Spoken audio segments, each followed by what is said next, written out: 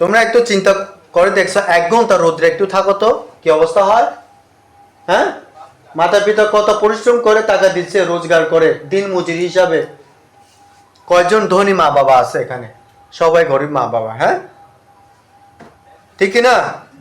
তাহলে তো সর্বপ্রথম চিন্তা করতে হবে আমার মা বাবাকে ভালোবাসতে হবে।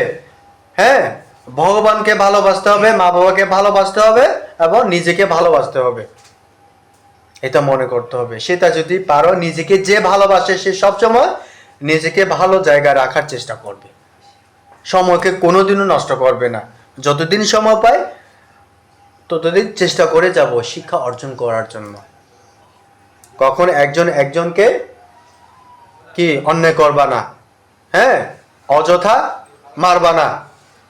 তোমাকে যদি আমি ঠাস করে মারি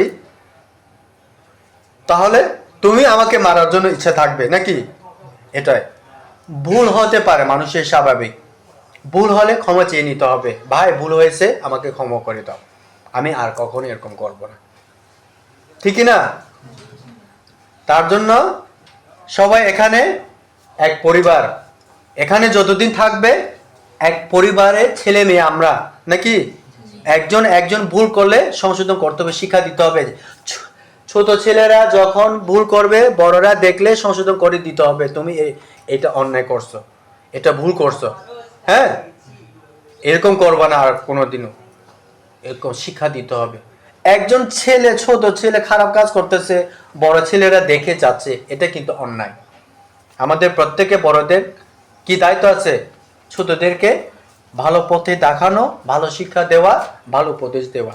এখানে আপন ভাই মনে করতে হবে সবাই। ঠিক আছে?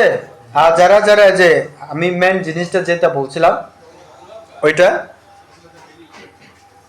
একটু সাবধানে থেকো, কার কাছ থেকে নিছো একটু